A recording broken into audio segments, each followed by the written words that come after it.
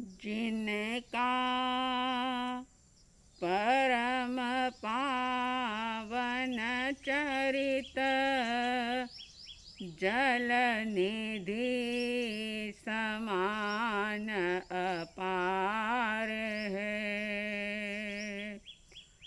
जिनके गुणों के कथन में गणधर न पावे पार है।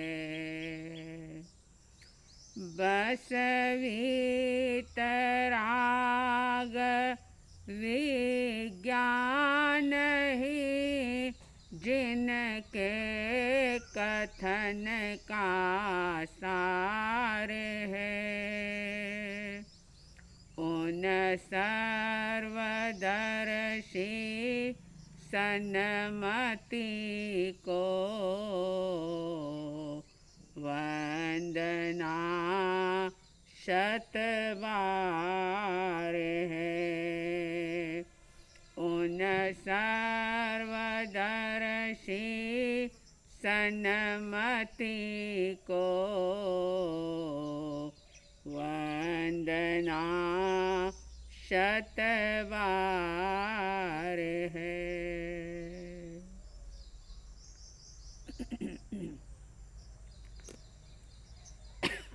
श्रद्धालु जिज्ञासु श्रोताओं, परमात्मा प्रभु महावीर स्वामी जी की धर्म देशना जो कि आत्मसिद्धि के माध्यम से आप श्रवण कर रहे हैं, इस आत्मसिद्धि शास्त्र की 66 गाथाएं परिसंपन्न हुई। आइए आज 67वीं गाथा की बात करते हैं। 67वीं वाली गाथा जो आत्मा नित्य है, इस बात को सिद्ध करते हुए श्रीमद् जी ने कहा कि अगर किसी भी प्रकार के अनुमान से या अन्य किसी तरह से आप आत्मा की नित्यता को स्वीकार नहीं कर पा रहे हो, अगर इतना कुछ सुनने के बावजूद भी मन में अगर शंका चल रही है कि आत्मा मर जाती है, आत्मा नष्ट हो जाती है, आत्मा नित्य कैसे हो सकती है, अगर ऐसी कोई शंका जिस किसी के मन में भी चलती हो, तो उसके लिए 67वीं गाथा में श्रीमद् जी ने कह दिया क्रोधादि तरतम्यता सर्पादिक निमाय पूर्व जन्म संस्कार ते जीव नित्यता त्याग।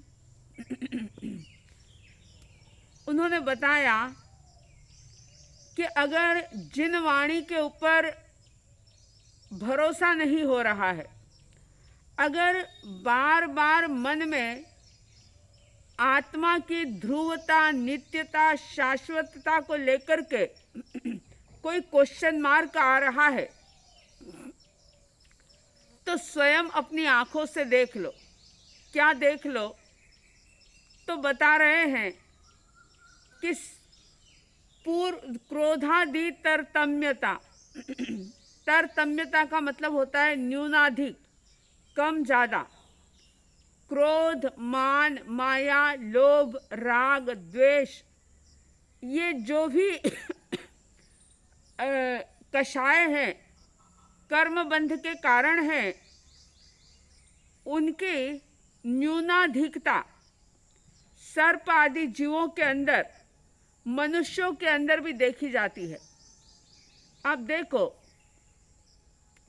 कि सांप जन्म से ही क्रोधी होता है।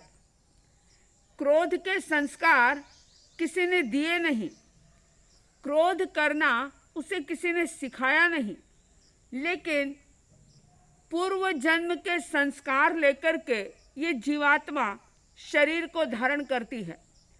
पिछले जन्म के संस्कार सब इस आत्मा के साथ रहते हैं और इसीलिए देखते हैं अपन कि जन्मजात वैर होता है शेर और बकरी का। क्यों? सांप और नेवले का, चूहे और बिल्ली का, ये जन्मजात वैर उनको सिखाया किसने? ये पिछले जन्म के संस्कार हैं। सांप को कौन सिखाता है कि अगर तुझे जरा सा कोई छेड़े तो तू डंक मार दे? कोई नहीं सिखाता। लेकिन क्रोध, कषाय, सांप आदि जीवों के अंदर बहुत ज़्यादा रहता है। मनुष्यों के अंदर अहंकार रहता है। सिर्फ जानवरों की ही बात नहीं, अगर हम मनुष्यों के अंदर देखें तो आप देखते हैं कि एक ही माता पिता से जन्मे हुए बच्चों के अंदर विभिन्नता होती है। और कई बार ऐसा भी देखा जाता है कि माता पिता बहुत ही सज्जन हैं, दयालु है, दान आदि धर्म करने वाले हैं, साधु संतों की सेवा करने वाले हैं, धर्म ध्यान करने वाले हैं, लेकिन उनकी संतान उनसे बिल्कुल भिन्न होती है। बिल्कुल भी न उनमें दया का गुण होता है, न दान का गुण होता है, न सेवा के संस्कार होते हैं, और ना ही जिनवाणी सुनने के लिए उनके मन में किसी भी प्रकार की कोई इच्छा होती है। देखते हैं अपन। और कई बार ऐसा भी प्रसंग देखने को मिलता है कि माता पिता बिल्कुल नास्तिक हैं, पांचों ही इंद्रियों के भोग विलासों के अंदर फंसे हुए हैं, लेकिन उनसे जन्मा हुआ बच्चा या बच्ची जो वीतराग मार्ग पर चलने के लिए तत्पर हो जाते हैं, माता पिता से वो संस्कार नहीं मिले, वो संस्कार पूर्व जन्म से वो अपने साथ लेकर के आए हैं। तो इन सारी बातों को देखते हुए बहुत सारी ऐसी बातें हैं कि सगे दो भाई बहन, एक की बुद्धि बहुत तीव्र है और एक की बुद्धि मंद है। एक बहुत दयालु है तो दूसरा उतना ही कंजूस है। एक जो कि कार्य करने में कुशल है, दूसरा बिल्कुल आलसी है। एक ही माता पिता है दोनों के, लेकिन दोनों भाई बहनों के अंदर या भाई भाई के अंदर या बहन बहन के अंदर इतनी विचित्रता, विभिन्नता क्यों दिखाई देती है? तो ये बात अगर हम चिंतन करें, विचार करें, तो इससे पूर्व जन्म सिद्ध होता है कि पिछले जन्म में जो संस्कार संचित किए हैं वही संस्कार आगे चलते रहते हैं। तो ये कहने का अभिप्राय ये कि क्रोध आदि की जो भी न्यूनाधिकता देखी जाती है, क्रोध, मान, माया, लोभ आदि जो भी देखा जाता है, इस जीवन के अंदर उसको कोई सिखाता नहीं, लेकिन जन्मजात ही ये चीज़ें उन जीवों के अंदर कैसे प्रकट होती है। बच्चा जन्म लेता है, अभी तो उसने जन्म लिया है और जैसे ही भूख लगी कि वो रोना शुरू करता है। किसने सिखाया उसे कि भूख लगने पर रोना चाहिए? और वह जैसे ही दूध पीता है, दूध पीना उसको किसने सिखाया? दूध पीने के बाद वो बिल्कुल शांत हो जाता है, क्योंकि क्षुधा जो थी, भूख जो थी, वो शांत हो गई। तो बच्चे को किसने सिखाया कि भूख लगने पर कुछ खाया जाता है? छोटे छोटे बच्चों में भी ये आप और हम देखते हैं कि बहुत सारी बातों का वे ऐसा जवाब देते हैं कि माता पिता भी सुनकर के हैरान हो जाते हैं कि ऐसी बात तो कभी किसी ने सिखाई नहीं, ऐसी बात तो कभी घर में हुई नहीं, लेकिन ये अपने आप ही बच्चा ऐसी ऐसी हरकतें कर रहा है, ऐसी ऐसी बातें बोल रहा है। तो ये सब क्या है? ये सारी बातें सिद्ध करती है कि पूर्व जन्म था, ये जन्म है और पुनर्जन्म भी हो सकता है। यानी कि आत्मा बार बार अपने कर्म के अनुसार शरीर को, पर्यायों को धारण करता है।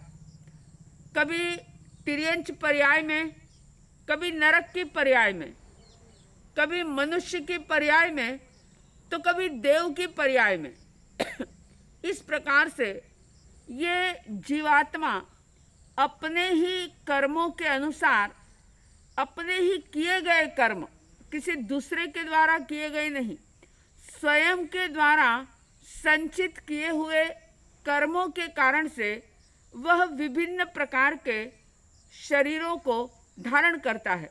तो इस बात से ये सिद्ध होता है कि आत्मा नित्य है और जन्म मरण कर लेने के बाद एक समय ऐसा भी आ सकता है जब सारे कर्मों की निर्जरा करके ये जीवात्मा सिद्ध बुद्ध और मुक्त हो जाए और सिद्धालय में जाकर के विराजमान हो जाए। ऐसा भी हो सकता है, पॉसिबल है, क्योंकि जैन धर्म इस बात को कहता है कि तुम सिर्फ भक्त नहीं बल्कि भगवान बन सकते हो।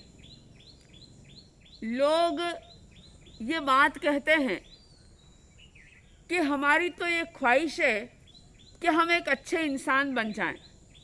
सोचो तो सही जरा कि इंसान तो आप बने हुए ही हो, एक अच्छे इंसान आप बने हुए हो। अच्छे इंसान हो तभी तो आप कसाई का काम नहीं कर सकते। आप अच्छे इंसान हो इसीलिए तो आप कभी किसी को धोखा नहीं दे सकते। आप एक अच्छे इंसान हो इसलिए आप कोई गलत कार्य नहीं कर सकते, किसी का मर्डर नहीं कर सकते। आप अच्छे इंसान हो। अब तो इस जीवन को प्राप्त करके, यानी ये जिन शासन को प्राप्त करके हमें भगवान बनने का पुरुषार्थ करना चाहिए। इंसान तो हम बने हुए ही हैं, लेकिन इंसान से अब भगवान बनने की कोशिश करें और ये बात निश्चित करें जीवन के अंदर कि हम सिर्फ भक्त नहीं बल्कि भगवान बन सकते हैं। और आप सोचेंगे, देखेंगे इस बात को कि दुनिया के अंदर जितने भी धर्म दर्शन हैं, उन सारे धर्म दर्शनों में सिर्फ और सिर्फ एकमात्र जैन धर्म ऐसा है, ये सर्वज्ञों का कहा गया धर्म ऐसा है, ये केवलियों के द्वारा बताया गया धर्म ही एकमात्र ऐसा है जो भगवान बनने की बात कहता है। वो कहता है कि हर आत्मा परमात्मा बन सकती है। और इसीलिए चाहे आदिनाथ भगवान हो, पार्श्वनाथ भगवान हो, या महावीर भगवान हो, या अन्य कोई भी तीर्थंकर हो, सभी ने भगवान बनने का मार्ग बताया है। सभी ने भगवान बनने की बात कही है, क्योंकि वो स्वयं जिस मार्ग पर चलकर के भगवान बने, उन्होंने वह मार्ग सभी लोगों को दिखा दिया। अब जिसकी जैसी योग्यता है, मार्ग मिल जाने के बाद भी कई लोग सोचते हैं कि नहीं, बस हम तो जहाँ हैं वहाँ ठीक है, जो हैं बहुत अच्छे हैं, हम बहुत अच्छी पोजीशन में हैं, अब क्या करना है, बस देवलोक मिल जाए, अच्छी गति मिल जाए। नहीं, ऐसा नहीं। अपना लक्ष्य जो है उसको बड़ा बनाओ। ये निर्णय कर लो इस जीवन के अंदर कि मैं भगवान बनने की एबिलिटी रखता हूँ, मेरे अंदर भगवान बनने की क्षमता है। और भगवान तभी बना जा सकता है जब ये जो 6 पद है, यानी सम्यक दर्शन के 6 स्थान हैं, उन 6 स्थानों पर रोम रोम से आस्था हो, रोम रोम से श्रद्धा हो।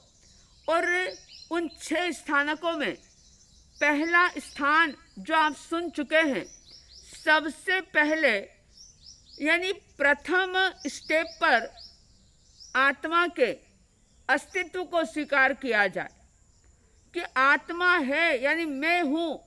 खुद के अस्तित्व को जब तक स्वीकार नहीं किया जाएगा तब तक आगे की यात्रा प्रारंभ नहीं होगी। खुद के होने का, अपने होने का ये एक अनुभव करें कि मैं हूँ और मैं कैसा हूँ। मैं शरीर नहीं हूँ, मैं इंद्रियों से पकड़ में आ सकूं ऐसा तत्व नहीं हूँ।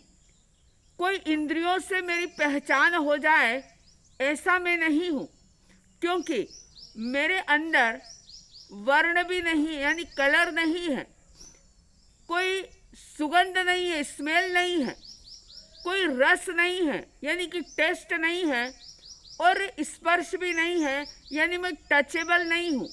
मुझे कोई टच नहीं कर सकता, ऐसा न्यारा तत्व हूँ।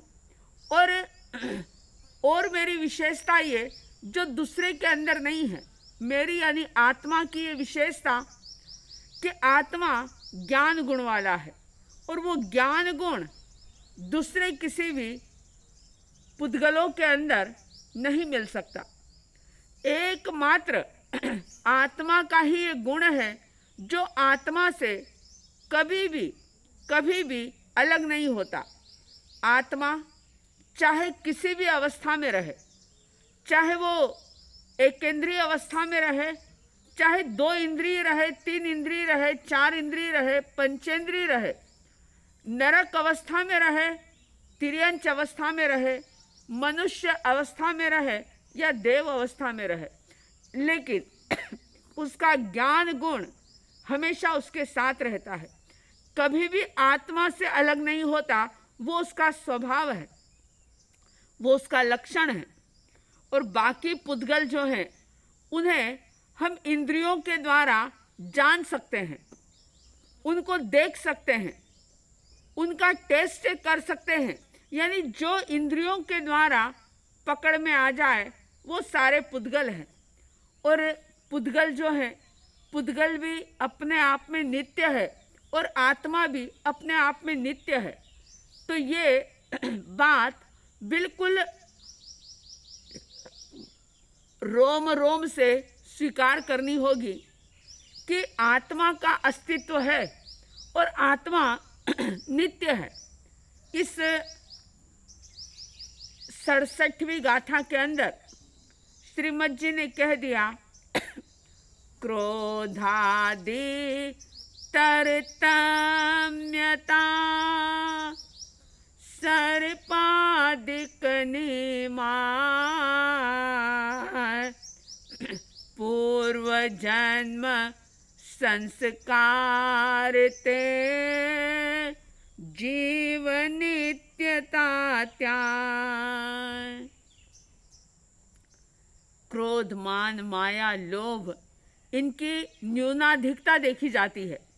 कोई व्यक्ति बहुत ज़्यादा गुस्सेबाज होता है, कोई व्यक्ति एकदम शांत परिणामों वाला होता है, किसी के अंदर छल कपट बहुत होता है तो कोई एकदम सरल होता है, किसी के अंदर संग्रह करने की वृत्ति बहुत होती है तो कोई बिल्कुल संतोषी होता है, कोई बहुत ज़्यादा बातें करने वाला होता है तो कोई बिल्कुल अनावश्यक बोलता ही नहीं है। ये सारी जो विभिन्नता जीवों के अंदर दिखाई देती है, चाहे वो इंसान हो चाहे वो जानवर हो, जिस किसी के अंदर भी, किसी की बुद्धि बहुत तीव्र है, किसी की बिल्कुल मंद है, तो ये सारी तीव्रता मंदता जो दिखाई देती है, ये विभिन्नता विचित्रता जो दिखाई देती है, वो ये सिद्ध करती है कि ये जीव अपने संस्कार पिछले जन्म से लेकर के आया है, और यानी पिछला जन्म था, ये जन्म है तो पुनर्जन्म भी होगा। ये सिद्ध करता है कि आत्मा नित्य है। आत्मा अपनी पर्याय, अपनी अवस्थाएं बदलता है। कर्मों के अनुसार वो उस पर्याय को, अवस्था को प्राप्त करता है, लेकिन वो स्वयं अपने आप में नित्य है, शाश्वत है, ध्रुव है, कभी भी मरने मिटने वाला नहीं है। जब ये बात अंदर में पैदा होती है, श्रद्धा होती है इस बात के ऊपर, तो व्यक्ति अपने आप को एकदम से निर्भर महसूस करता है, निर्भय महसूस करता है, निशंक होता है। और ऐसी निर्भयता के साथ जीने वाले बहुत जिंदा दिली से जीते हैं। फिर वह सोचते हैं कि अगर बहुत पैसा आ गया तो भी कोई बात नहीं, और कुछ नुकसान हो गया तो भी कोई बात नहीं। यानी किसी भी चीज के अंदर वे बहाव में, प्रभाव में बहते नहीं हैं।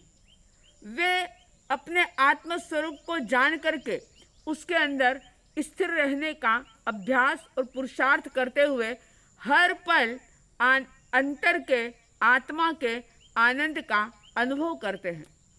आप सबके भीतर आत्मा के अस्तित्व का और आत्मा की नित्यता है, ऐसा श्रद्धान मजबूत हो, ऐसी दृढ़ आस्था हो, और आप भी सभी आत्मा के स्वरूप को जान करके, समझ करके उसके आनंद का हर पल अनुभव करते रहें। ऐसी साध्वी द्वय की तरफ से हार्दिक हार्दिक शुभ मंगल भावनाओं के साथ जय प्रभु महावीर, जय गुरु आनंद।